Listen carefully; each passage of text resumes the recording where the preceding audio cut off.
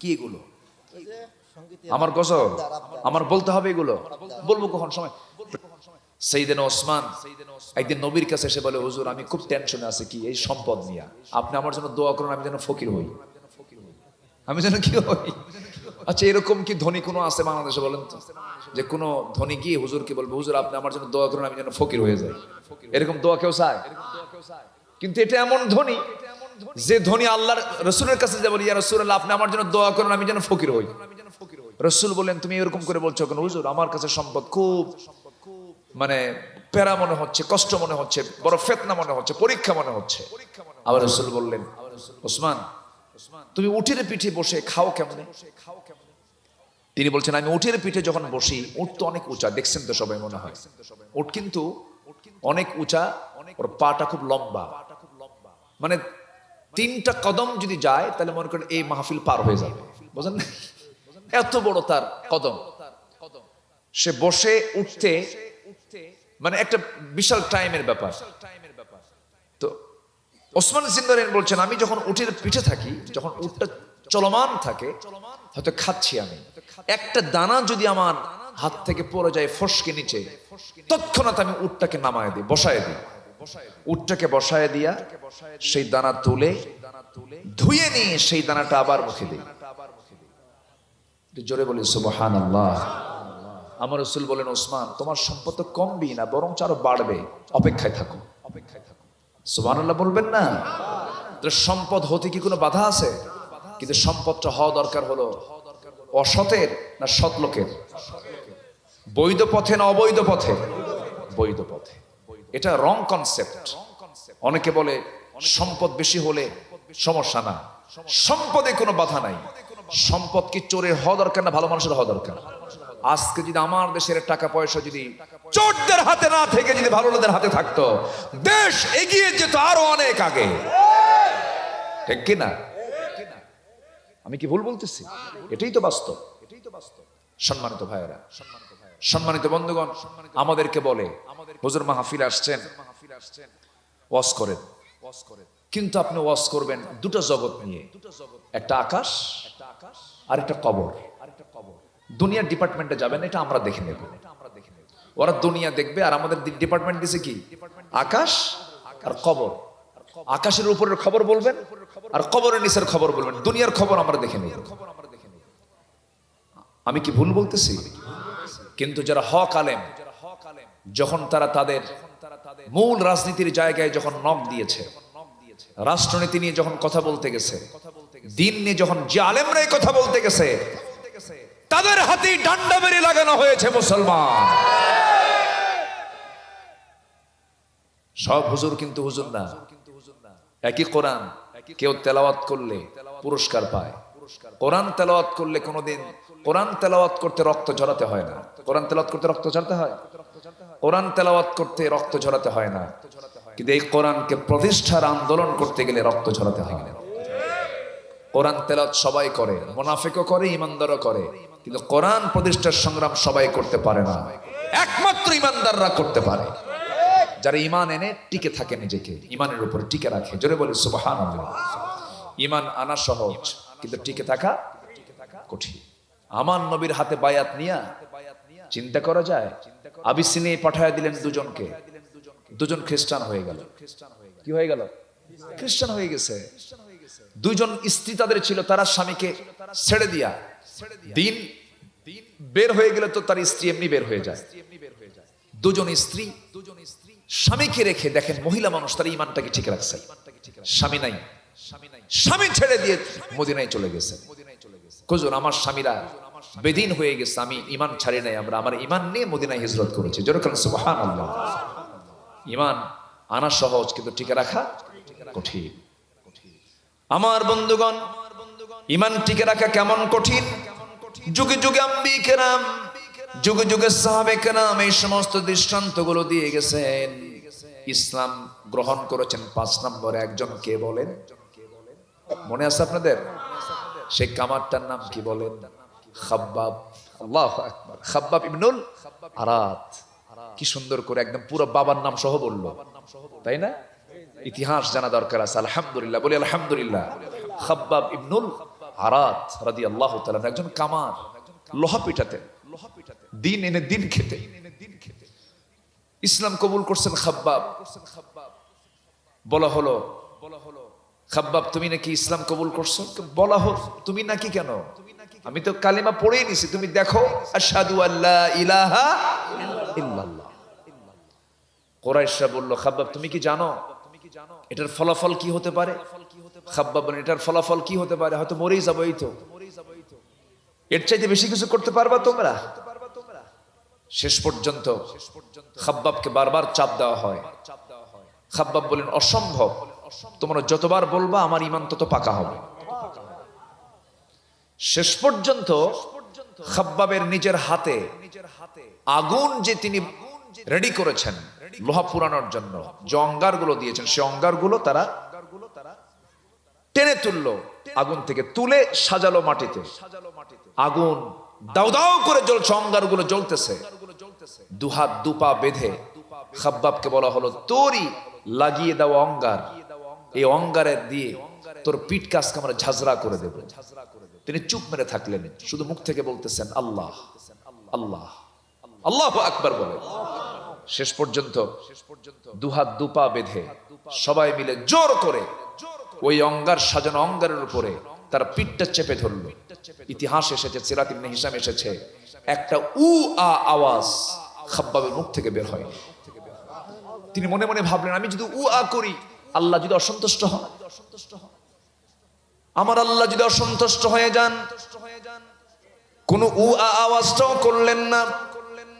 দুহাত দুপা বেঁধে যখন অঙ্গারের উপরে যখন তার পিঠটা যখন লাগিয়ে দেওয়া হলো, সিরাতের মধ্যে আসছে অঙ্গারগুলো তার চর্বির মধ্যে, পিঠের মধ্যে ঢুকে গেছে। চর্বি গলে গলে গলে গলে আগুন নিভে গেছে, কিন্তু খাব্বাবের মুখ থেকে তার আল্লাহর নামটা মুছে দিতে পারে নাই। জোরে কোন সুবহানাল্লাহ। আমার বন্ধুগণ, ইতিহাস তো বহু আছে। আসিয়ার কথা কে না জানেন? এখানে অনেক মা বোন আসছেন। আসিয়া আলাইহিস সালাতু ওয়াস সালাম ঈমান এনেছেন, ঈমানের উপরে তিনি টিকে থেকেছেন। আসিয়াকে তার স্বামী বলল, এখানে তো এই সাহাবীকে কুরাইশরা বলেছে তারা কোন আত্মীয় না, কেউ না। এবার আসিয়ার জীবনে আসলে এমন একটা পরীক্ষা। আসিয়াকে বলা হলো, তার স্বামী নিজে এসে বলতেছে, শুনলাম আসিয়া তুমি নাকি দিন গ্রহণ করেছো, ঈমান এনেছো। আসিয়া বলেন, স্বামী আমার, আপনি শুনবেন কেন? আপনি দেখেন, আশহাদু আল্লা ইলাহা ইল্লাল্লাহ। এই কথা শোনার সঙ্গে সঙ্গেই ফেরাউন বলে ফেলতেছে, আসিয়া তুমি বড় ধরনের ক্ষতি করে ফেললে আমার জীবনে। এই টোটাল ইজিপ্টের টোটাল মিশর আমার হুকুমে চলে, আমি হলাম এই দেশটার রাষ্ট্রনায়ক। তুমি আমার আনুগত্য না করে যদি অন্যের আনুগত্য করো, আমার মান সম্মানটা থাকে কোথায়? দয়া করে তুমি ফিরে আসো। আসিয়া বলছেন, স্বামী আমার, আপনি আমার প্রাণ প্রিয় স্বামী, আপনার যৌবন আমার কাছে, আমার যৌবনটা আপনার কাছে, আমরা খুব কাছাকাছি। আমি আপনাকে অনুরোধ করব, দুনিয়াতে একসঙ্গে যেমন সংসার কাটালাম, আমরা জান্নাতে একসঙ্গে সংসার কাটাতে চাই। আপনি কালিমা পড়ে মুসলমান হয়ে যান। যেরকম সুবহানাল্লাহ। ওই জায়গায় দাওয়াত দিচ্ছেন আসিয়া তার স্বামীকে,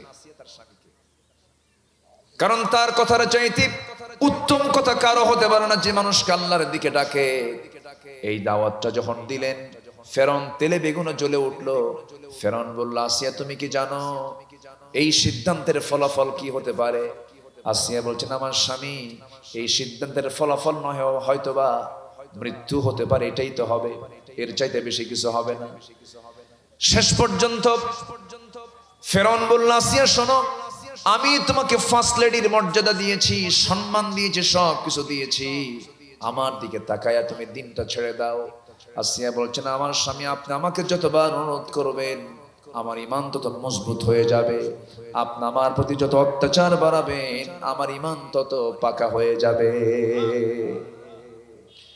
এই জন্য আল্লাহ রাব্বুল আলামিন বলছেন সূরা হামিম সিজদার ভিতরে সুন্দর করে বলছেন 30 নম্বর আয়াত, ইন্নাল্লাযীনা ক্বালু রাব্বুনাল্লাহু সুম্মা ইসতাকামু তাতানাজ্জালু আলাইহিমুল মালাইকা ألا تخافوا ولا تحزنوا وأبشروا بالجنة التي كنتم توعدون জোরে বলুন আল্লাহু আকবার। নিঃসন্দেহে যারা বলবি আমার রব আল্লাহ, আমার বিধানদাতা আল্লাহ, এর উপরে যারা টিকে থাকবে তাদের উপর আল্লাহর রহমত নাজিল হবে। তারা এমন জান্নাত পেয়ে যাবে যে জান্নাত থেকে বান্দা কোনোদিন বের হবে না। জোরে বলুন সুবহানাল্লাহ। পৃথিবীটা অস্থায়ী না স্থায়ী, আর জান্নাতটা স্থায়ী। এটা হচ্ছে টেম্পোরারি, ওটা হচ্ছে পার্মানেন্ট। আমরা চিন্তা করব টেম্পোরারি নিয়ে না পার্মানেন্ট নিয়ে। বলেন স্থায়ী ঠিকানা নিয়ে চিন্তা করবো না অস্থায়ী ঠিকানা নিয়ে চিন্তা করব? স্থায়ী ঠিকানা কোনো ক্রমে নষ্ট করা যাবে না। আল্লাহওয়ালা যারা, তাদেরকে যদি বলা হয় আপনার ঠিকানা কি, তারা আল্লাহওয়ালা যারা, তারা ঠিকানা মনে করতে নিয়ে তারা মনে করেন আজ আসি কাল নাই, এটার নাম দুনিয়া। আজ আসি কাল না, এটা হলো অস্থায়ী ঠিকানা। তোমার স্থায়ী ঠিকানা কি? আল্লাহর যারা প্রিয় বান্দা তারা অপেক্ষা করেন আমার স্থায়ী ঠিকানা বানায় নিতে চাই আমি আল্লাহর জান্নাত। জোরে বলুন সুবহানাল্লাহ। সেই জান্নাতকে আমরা পেতে চাই না? তাহলে ঈমান এনেছি আমরা, কি ভেঙে পড়বো না টিকে থাকবো? ভেঙে পড়বো না টিকে থাকবো? টিকে থাকবো। আমার বন্ধুগণ, কিন্তু ওই সমস্ত বান্দার জন্য কখনো জান্নাত হবে না। ওই সমস্ত বান্দার জন্য আল্লাহ আকাশের দরজাই খুলবেন না।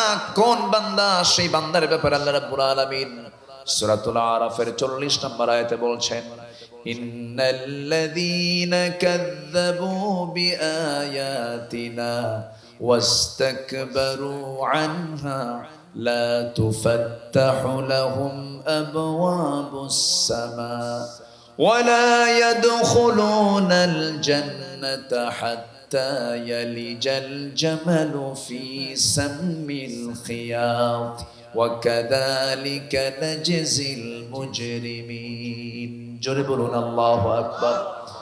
নিঃসন্দেহে যারা আমার আয়াতকে অস্বীকার করবে এবং অহংকার দেখাবে, ওই সমস্ত বান্দার জন্য আমি আসমানের দরজাই খুলবো না, তারা কখনো জান্নাতে প্রবেশ করবে না। যেমন করে একটা সূঁচের ছিদ্র পথে উট প্রবেশ যেমন অসম্ভব, এই সমস্ত বান্দার জান্নাতে যাওয়া তার চাইতে বেশি অসম্ভব।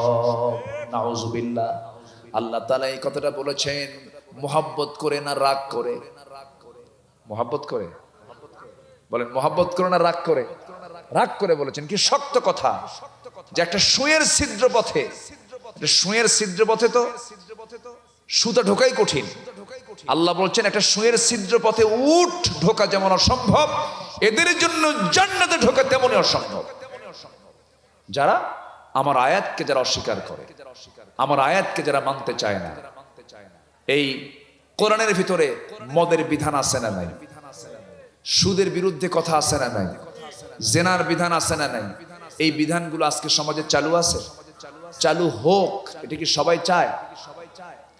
আমরা চাই। এখানে হয়তো বা সবাই যারা আসছেন এখানে হয়তো চাচ্ছেন। আমি বলতেছি কি যে এই বিধানগুলো সমাজে চালু হোক। আমার দেশের সব মুসলমান কি চায়? যদি চাই তো তাহলে কি কায়েম হতো না? তাহলে কি আসতো না? সবাই কি চায়? আচ্ছা, যারা চায় না তারা কি বলে? আমি এগুলো একটু ক্লিয়ার করে দিই। যারা চায় না কিন্তু মুসলমানের ঘরে নামাজ পড়ে, রোজা রাখে, সব কিছু করে, কিন্তু এই বিধানগুলো যারা সমাজে চালু হোক চায় না, তাদের পরিচয় কি বলে? জোরে বলেন, আরো জোরে বলেন, আরো জোরে সবাই বলেন। মুনাফিক হতে চাই কেউ? কেউ কি মুনাফিক হতে চায়? বলেন কেউ কি মুনাফিক হতে চায়? তাহলে আমরা চাবো জমিনে কার আইন? আজ তুলেন কার আইন? এই জমিনের সব দল, আমার দেশে যত দল আছে সব দল কি এই জমিন আল্লাহর আইন চায়? কোন দল চায় আর কোন দল চায় না এটা আপনারা জানেন না? জানেন তো সবাই? সবাই জানেন তো? আচ্ছা, মাথায় নিয়ে নেন। ইয়াউমা নাদউ কুল্লা উনাসিম বিইমামিহিম।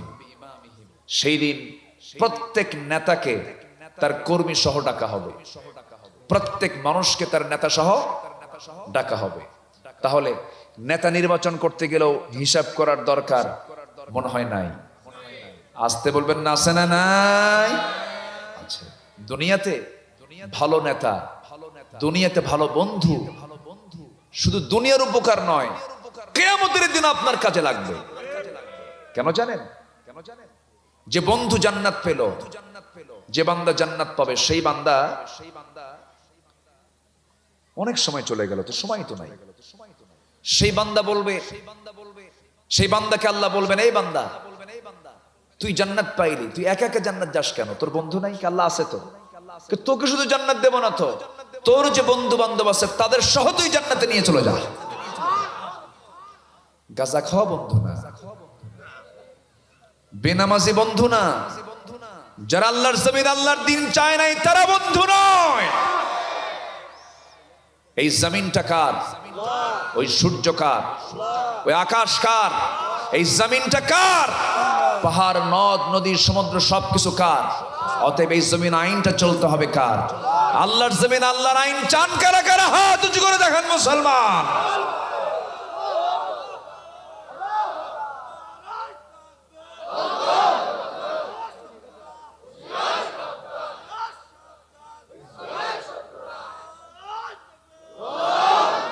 আল্লাহ কবুল করুন, জোরে বলে আমিন, আরো জোরে আমিন। আপনার নামাজ আছে, আপনার রোজা আছে, আপনার হজ আছে, আপনার যাকাত আছে, আপনার দান আছে, আপনার মসজিদ আছে, আপনার মাদ্রাসা আছে, আপনার তাহাজ্জুদ আছে, আপনার জিকির আজকার আছে, আপনার সমস্ত নফল নামাজ আছে, সব আছে। জিহাদ নাই, জানমাল কুরবানি দেওয়ার কোনো মানসিকতা নাই। আপনার ঈমান আনা হয় নাই, হয় নাই, হয় নাই। কথা ক্লিয়ার? কি কথা বোঝা যায়? সম্মানিত ভাইয়েরা, জান্নাত পেতে হলে আল্লাহ তাআলা বলছেন, ঈমান এনেছো ভালো কথা, টিকে থাকো। কি থাকো? টিকে থাকো। মায়েরা কি মাহফিলে আছে নাকি? আমি তো জানি, আমার মনে হয় আজকে মেয়েরাই পুরুষের চাইতে বেশি হবে। ফার্স্ট মানে তারা তো মানে লেডিস ফার্স্ট, মেয়েরা ফার্স্টই হয়। মেয়েরা সবসময় বরাবর ফার্স্টই হয়। মার্কেটও বেশি যায় অবশ্য। মার্কেটও কি লেডিসকে সেকেন্ড না ফার্স্ট? স্বামীকে বলে, তুমি কিছু বোঝো মার্কেট? থাকো, ধমক একখান দিয়ে থুয়ে নিজে চলে যায় মার্কেট, ঢং ঢং করে। আছে না নাই? আগের দাদি কিন্তু যেত না, আগের নানীরা যেত না। এখন এরা খুব অ্যাডভান্স যায়। দোকানদারের সামনে এত সুর দিয়ে কথা কয়, মনে হয় একদম মানে হ্যাঁ একদম কাছের লোক। হ্যাঁ, এত ভালো মানুষ কেমনে আসলো? একদম আসমান থেকে নাজিল হলো নাকি? স্বামীর সামনে ঝাঁকি মেরে কথা বলে, আর দোকানদারের সামনে গিয়ে এমন সুন্দর করে কথা বলে, ভাইয়া একটা শাড়ি দেখানো যাবে কি? দোকানদার তো ওই ভাষা শুনেই তো ওর মাথা ঠিক নাই। শাড়ি একখান বের করে নিজের গায়ে লটকা দিয়ে বলে, আপা এই শাড়ি কিন্তু আপনাকে দারুণ মানাবে। ওটা আরেক বদমাইশ। আছে না নাই? আচ্ছা, পর্দা শুধু মাহফিল হলে চলবে না, পর্দা বাজারে দরকার আছে না নাই? বাড়িতেও দরকার আছে না নাই? মা, আপনার জন্য একটু ইমরাত ফিরআউনের কথা বলছিলাম, আসিয়ার কথা বলছিলাম, মনে আছে আপনাদের? আসিয়া আলাইহিস সালাতু ওয়াস সালাম স্বামীর সঙ্গে কনভারসেশন হচ্ছে। খুব ভদ্র ছিলেন আসিয়া আলাইহিস সালাম, স্বামীর সঙ্গে কখনো খারাপ আচরণ, কাফের হোক, কোনো বদমেজাজ ছিল না তার মধ্যে। শেষ পর্যন্ত ফেরাউন বলে ফেলল, আসিয়া শোনো, তুমি তোমার রাষ্ট্রকে নড়িয়ে ফেলে দিলে, আমার মান সম্মান সব শেষ করে দিলা। তুমি কি জানো আমি তোমাকে দুনিয়া থেকে বিদায় করে দেব? উনি মুস্কি মুস্কি হাসি মেরে বললেন, আপনি আমাকে দুনিয়া থেকে বিদায়ের হুমকি দিচ্ছেন? আল্লাহ তাআলা আমাকে জান্নাতের চিত্রগুলো দেখায় দেখায় দিতেছে। যারা আল্লাহ হয়ে যায় রে, দুনিয়ার কারো আর ভালো লাগে না। আমরা কাকে বন্ধু বানাবো? মাল্লাহুল মাওলা ফালাহুল কুল। যারা আল্লাহ আছে তার সব আছে, যারা আল্লাহ নাই তার কিচ্ছু নাই। আল্লাহ আমার সবচেয়ে কাছের। আসিয়া আলাইহিস সালাতু ওয়াস সালাম স্বামীকে হারায় ফেললেন, সংসারকে হারায় ফেললেন, দুনিয়ার যশ সম্মান খ্যাতি সব কিছুকে মাইনাস করলেন। কার জন্য বলেন?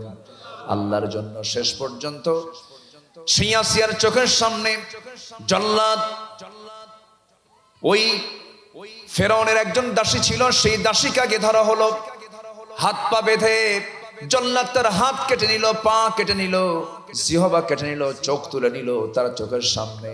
আসিয়াকে ভয় দেখানোর জন্য এমনটা করা হলো। কিন্তু আসিয়া বলছেন, স্বামী আমার, কি ভয় দেখাচ্ছেন জানি না, কোনো ভয় আমাকে ভয় দেখাতে পারবে না। আমি একমাত্র ভয় করি আমার আল্লাহ তাআলার জাহান্নামকে। শেষ পর্যন্ত জল্লাদ তার সামনে রেডি হয়ে গেল, করাত তার কপালের কাছে নিয়ে আসলো, করাত দিয়ে চিরবি, 2 টুকরা করে দুনিয়া থেকে বিদায় করে দেবে। আসিয়া আলাইহিস সালাতু ওয়াস সালাম আল্লাহকে এত আপন করলেন যে সেই সময় তিনি আল্লাহকে ডাক দিয়ে বলছেন, রব্বি বিনিলি ইনদাকা বাইতান ফিল জান্নাহ ওয়া নাজ্জিনি মিন ফিরআউনা ওয়া আমালিহি। আল্লাহ তুমি আমার জন্য বানায় দিবা তোমার কাছে ইনদাকা বাইতান একটা ঘর, ফিল জান্নাহ জান্নাতের মধ্যে।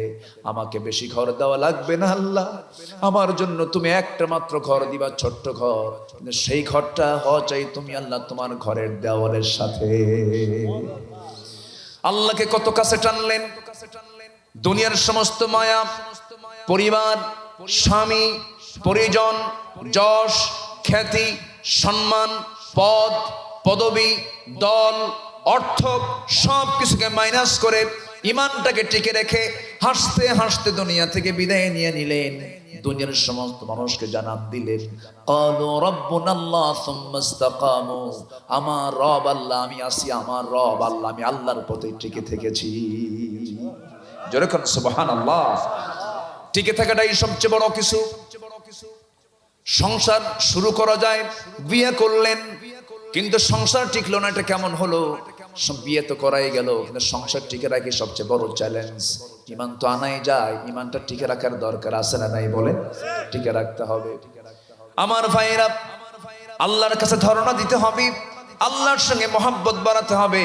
আজান যখন হয়ে যাবে সমস্ত কাজ ফেলে দিয়া মসজিদের দিকে চলে যাব আমরা। সবার আগে কেউ সন্তুষ্ট না হোক, আমাকে আগে আমার সন্তুষ্ট করতে হবে কাকে? আসতে বলবেন না, কাকে? একটু চোখ বন্ধ করলেই ভাবলেই তো বোঝা যায়। মাঝে মাঝে 24 ঘন্টার মধ্যে একটু চোখটা বন্ধ করবেন, শোয়ার আগ দিয়ে, ঘুম থেকে ওঠার পর অথবা ফজর নামাজ পড়ে একটু মুসাল্লায় বসবেন, জিকির আজগার করবেন, চক্ষু বন্ধ করে একটু ভাববেন, ও আব্দুল্লাহ আমিন, ও শহীদুল ইসলাম, ও শরীফুল ইসলাম, ও আল্লাহর বান্দা, তুই যে এত স্বপ্ন দেখিস, তোর যে এত রঙিন চিন্তা, এত স্বপ্ন তোর, কিন্তু তুই কোথা থেকে এসেছিস, কোথায় আছিস, কোথায় যাবি?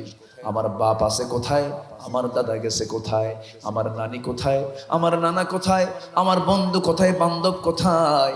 ইকরা কিতাবাকা কাফা বিনাফসিকাল ইয়াওমা আলাইকা হাসিবা। বান্দা তুমি যদি তোমার আমল নামা নিয়ে যদি নিজে চিন্তা করো, তোমার বিচার করার জন্য কাউকে লাগবে না। বান্দা তুমি নিজেই যথেষ্ট। নিজে নিজেকে প্রশ্ন করব, নিজে নিজেকে জানার চেষ্টা করব।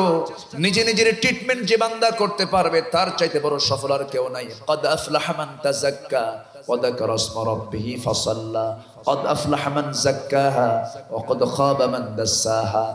নফসের শুদ্ধতা নিয়ে আসব, মাঝে মাঝে নফসের পরীক্ষা ফেলে দেব, নফসের ট্রিটমেন্ট করব। যে ব্যক্তি নফসের ট্রিটমেন্টটা ভালোভাবে করতে পারবে সেই বান্দারের ঠিকানা অন্য কোনো ঠিকানা নয়, সেই বান্দারের ঠিকানা হয়ে যাবে জান্নাত। জোরে কোন সুবহানাল্লাহ। গুনার কথা মনে করে মাঝে মাঝে আল্লাহর কাছে রোনাজারি করব। আমার নবী এরকম করে সাহাবায়ে কেরামদের মাঝে ওয়াজ করতে করতে হঠাৎ করে বনি ইসরাঈলের ইতিহাসের দিকে টানছেন। তোমরা কি জানো বনি ইসরাঈলদের একটা ইতিহাস তোমাদেরকে বলি? রাসূল মাঝে মাঝে ইতিহাস বলতেন। বলবো, কতগুলো বলবো, আগ্রহ আছে আপনাদের? কিন্তু যখন তখন তো আজান দিয়ে ফেলবে। আজানের আগ পর্যন্ত বলি না, নাকি আজকে প্রয়োজনে মাগরিব নামাজ বাদ, এরকম কিছু নাকি? আমার বন্ধুগণ একটু কান লাগাবেন। আমার নবীজি সাহাবায়ে কেরাম কিনে একদিন ওয়াজ করছিলেন। ওয়াজের মাঝে বলতেছেন, ও সাহাবীরা, আমার আগে বনি ইসরাঈলদের মাঝে, বনি ইসরাঈল মানে হলো সবচেয়ে বেশি পয়গম্বর পাঠিয়েছেন আল্লাহ তাআলা কাদের মাঝে? বনি ইসরাঈলদের মাঝে। বনি ইসরাঈল নামে একটা সূরাও আছে। ইসরাইল নামে এখন একটা অবৈধ রাষ্ট্র আছে না নাই? এটা কি বৈধ রাষ্ট্র না অবৈধ রাষ্ট্র? অবৈধ রাষ্ট্রের মানচিত্র আমার দেশের আবার বইয়ের মধ্যে ঢুকাইছে। ক্লাস 10-এর সিলেবাসে ইসরাইলের মানচিত্র দেখাচ্ছে, অথচ ফিলিস্তিনের মানচিত্র নেই। অথচ ইসরাইলের মানচিত্র বৈধ না অবৈধ? ওরা ভাড়াটিয়া হিসেবে আসছিল, ভাড়াটিয়া হয়ে গেছে বাড়িওয়ালা। ভাড়াটিয়া হয়ে গেছে কি? বাড়িওয়ালা। ওদের মানচিত্র আমার দেশের শিক্ষা সিলেবাসে কেন? ঠিক কিনা? কিছু বদমাইশ আমার দেশে ঘাপটি মারা নাস্তিকের বাচ্চা এরা ইসলাম চায় না, এরা মাঝে মাঝে ফাল মেরে ওঠে, এরা মাঝে মাঝে ফাল মেরে ওঠে। এদেরকে দমন করার দরকার আছে না নাই? আচ্ছা, সম্মানিত ভাইয়েরা, বনী ইসরাঈলদের একটা ইতিহাস টানতে রাসূল বলেন, শোনো, নিজের কথা, নিজের ভালো আমলের কথা চিন্তা করে মাঝে মাঝে আল্লাহর কাছে কাঁদবা, আবার নিজের গুনার কথা মনে করে আল্লাহর কাছে বলবা, আল্লাহ আমি কাউকে বলিনি, আমি এই গুনাহটা করেছি, তোমাকে বলছি। কিছু কিছু লোক আছে গুনাহ করে আবার বুক উঁচু করে বলে, জানিস আমি না এই গুনাহটা করছি। মানে একে তো গুনাহগার হলোই, আরেকজনকে বলার কারণে সে গুনাহগার কম হলো না বেশি হলো? বেশি হলো। আমার দেশের একটা মানিক নাম মানিক, জাহাঙ্গীর ইউনিভার্সিটির এক কুখ্যাত বদমাইশ, ধর্ষণের সেঞ্চুরি করে মিষ্টি খাওয়ালো। তোমরা কি জানো আমার আজকে সেঞ্চুরি হলো কি? ধর্ষণের সেঞ্চুরি। গভর্নমেন্ট তাকে ধরে এনে বললো, শাস্তি দিল কি জানেন? দুষ্ট ছেলে, এগুলো করতে নেই, বুঝেন নাই? দুষ্ট ছেলে, এগুলো করতে নেই, উচিত ছিল ঝুলাইয়া মেরে ফেলা, ঠিক কিনা? ঝুলাইয়া মেরে ফেলা।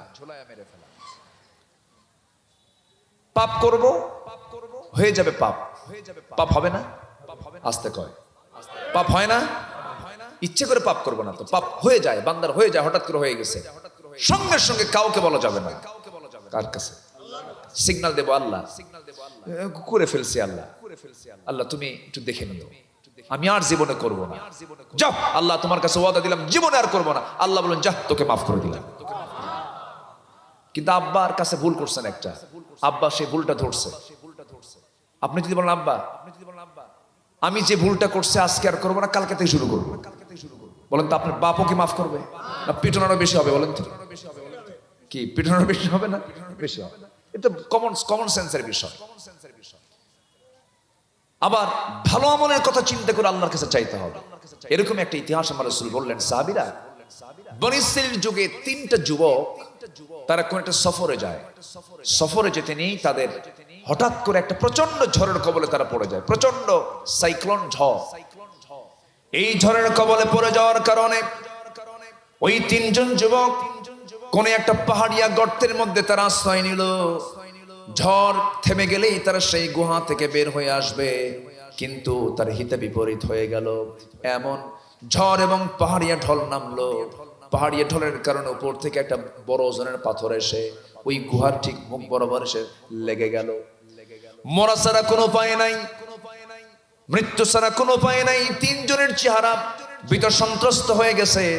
এই 3জন একসঙ্গে বলতেছে, ভাই রে, মরণ ছাড়া তো কোনো গতি নেই, এখন কি করা যায়? 3জন 3 দিকে বসে গেল।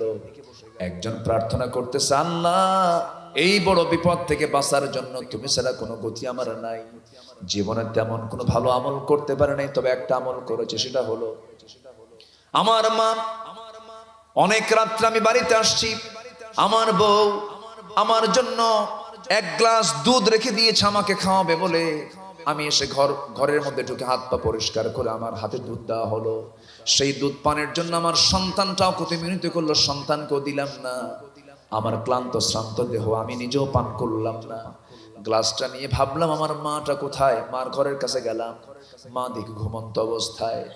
মার শিওর আমি দাঁড়ায়া দাঁড়ায়া গোটা রাত কাটিয়ে দিয়েছি। মা যখন জায়গা পেয়ে গেছে, মাকে বললাম, মা তোমার জন্য দুধ নিয়ে আমি দাঁড়ায় আছি, মা তুমি দুধটা পান করো, তুমি তৃপ্তি মতে পান করলে আমার আনন্দ হবে। সেই রাত্রে আমি নিজে খাই নাই, সন্তানকে খাওয়াই নাই, কাউকে আমি খাওয়াই নাই, মাকে প্রাধান্য দিয়েছি। আমি মাকে খুব ভালোবাসি। আল্লাহ এই অন্তত এই ইবাদতটা তুমি আল্লাহ আমার কবুল করে নাও, এই বিপদ থেকে তুমি আল্লাহ আমাকে বাঁচায় দাও।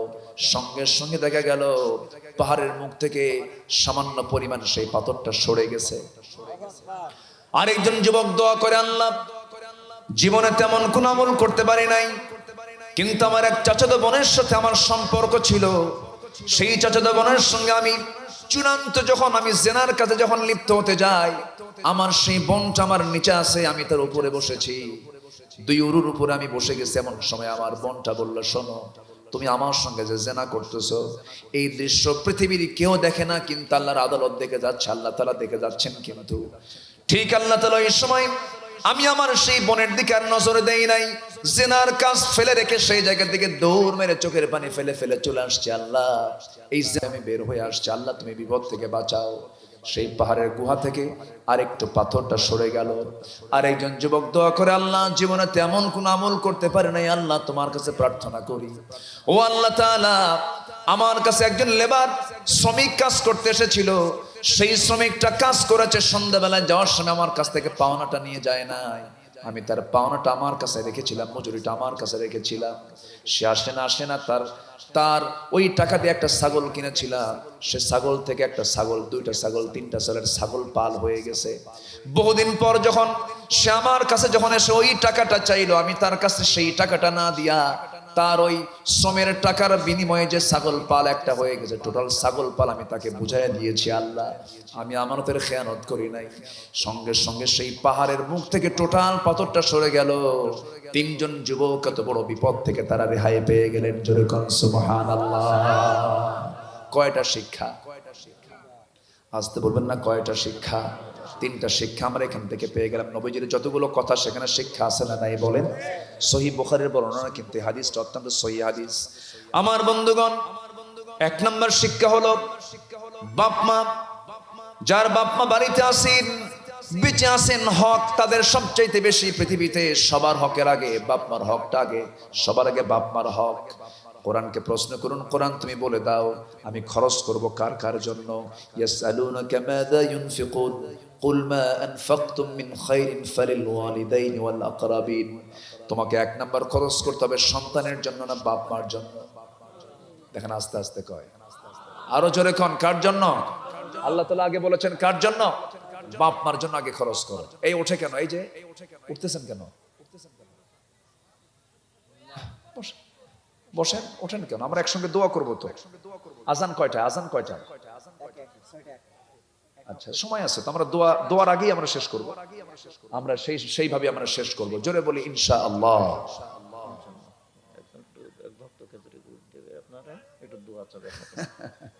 আচ্ছা ঠিক আছে, জি আলহামদুলিল্লাহ। না ঠিক আছে, আপনারা এত ভালো মানুষ, আমি খুবই আনন্দিত আপনাদেরকে পেয়ে। বলি আলহামদুলিল্লাহ।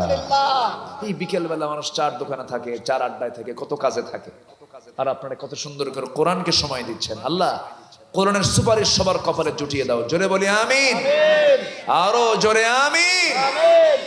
আমার দিকে তাকান। তাহলে শিক্ষা পেলাম কয়টা? ওই দিকে ঈমান এনেছি, শুধু ঈমান আনবো না, টিকে থাকবো। আমাকে মাঠে টিকে থাকার দরকার আছে না নাই? আবু জেল আসরটা চলে গেছে, কিন্তু আবু জেলের প্রেতাত্মারা নাই। আসতে বলবেন না, আছে না নাই? যারা মদকে প্রতিষ্ঠা করতে চায়, যারা জেনাকে প্রতিষ্ঠা করতে চায়, যারা সুদকে প্রতিষ্ঠা করতে চায়, তারা সবগুলো আবু জেহেলদের প্রেতাত্মা। ওদেরকে দেখলে ভাবতে হবে এটা আবু জেহেলের কেউ কিছু, আবু জেহেলের কোনো কাছের লোক, ঠিক কি না? শত্রুকে চিহ্নিত করতে হবে। যে ইমানদার শত্রুকে চিনে না, তার ইমান এখন আনা হয় নাই। আমার শত্রু আছে না নাই? আছে না? যে বলে আমার কোনো শত্রু নাই, ওর যে বলে আমার কোনো শত্রু নাই, আমি কোনো দল করি না, আমার কোনো দল নাই, আমার কোনো শত্রু নাই, ভাববেন যে পৃথিবীতে সবচেয়ে বড় শয়তান ওটাই, ঠিক কি না? এটা মাথায় রাখতে হবে। যে ভালো মানুষ তার শত্রু থাকবে, যে ভালো মানুষ তার কি থাকবে? শত্রু আছে না নাই? আপনি সৎ কথা বলবেন, আপনি হক কথা বলবেন, আপনার সামনে দাঁড়ায় যাবে অসৎ লোক। আসুন আমরা নিজেকে চেঞ্জ করার চেষ্টা করি। জোরে বলি ইনশাআল্লাহ। 5 ওয়াক্ত নামাজ সবাই পড়ি তো নাকি? 5 ওয়াক্ত নামাজ পড়বেন কারা কারা? একটু হাত তুলে দেখেন তো দেখি। 5 ওয়াক্ত নামাজ। জোরে বলি ইয়া আল্লাহ, আরো জোরে বলি ইয়া আল্লাহ। আমাদেরকে 5 ওয়াক্ত সালাত আদায় করার তৌফিক তুমি আল্লাহ দিয়া দাও। জোরে বলি আমিন, আরো জোরে আমিন, আরো জোরে আমিন। খুবই খুশি হলাম। মা বোন সবার বাড়িতে আসে না নাই? যে মা বোন পর্দায় থাকে না, তারে কি করবেন? আনবেন, আসে না, তখন কি করবেন? দেখেন অনেকে পিটাতে হবে, ওই যে পিটাতে হবে, আরেকজনকে পাছায় মারতে হবে, ওই যে একজন কি জানে কইছে। এই তো রং ডিসিশন, এগুলো করা যাবে না, মারা যাবে না। ভয় দেখাতে হবে, বুঝাতে হবে, শিখাতে হবে, হ্যাঁ নসিহত করতে হবে। না, সুন্দর করে বলবেন। মেয়েকে বলবেন মা তুমি আমার ঘরে থাকো, একই ছাদের নিচে থাকি, জান্নাতে আমরা একসঙ্গে থাকবো, একই জান্নাতে থাকবো, নামাজটা পড়ো, এরকম করে বুঝালে অবশ্যই শুনবে না বলেন তো? শুনবে। আল্লাহ তাআলা এই এলাকার প্রত্যেক মাদেরকে পর্দায় থাকার তৌফিক দান করুন। জোরে বলি আল্লাহুম্মা আমিন। এই যে মুরব্বি, ওঠেন কেন? বসেন, আমরা দোয়া করে যাই।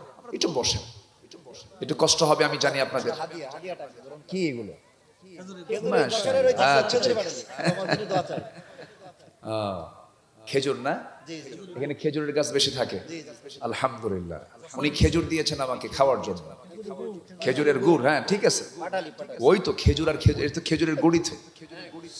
জি আলহামদুলিল্লাহ, জি দেখা যাক ইনশাআল্লাহ। আমরা আস্তে আস্তে, সময় তো কম, আমরা দোয়ার দিকে যাব হয়তো বা দোয়াটা, হ্যাঁ আর 6 থেকে 7 মিনিট দোয়া করতে যাবে আমাদের। আমরা একটা বিষয় শিখলাম প্রথমে, সেটা হলো ঈমান এনেছি, ঈমান নিয়ে টিকে থাকবো। রাজি আছেন না ইনশাআল্লাহ? আচ্ছা, নাম্বার 2 হলো একটা ইতিহাসের মধ্য দিয়ে আমরা 3টা শিক্ষা নিলাম। একটা হচ্ছে আমাদের শ্রেষ্ঠ সম্মানিত ব্যক্তি আল্লাহ রাসূলের পরে হলো আব্বা আম্মা। আমরা তাদের জন্য খরচটা সবার পরে না সবার আগে করব? আগে করব। নাম্বার 2 হলো কোন আমানত কাছে থাকলে খেয়ানত করা যাবে না। আরেকটা হলো যুবকরা, এই সময়টা খুবই খারাপ।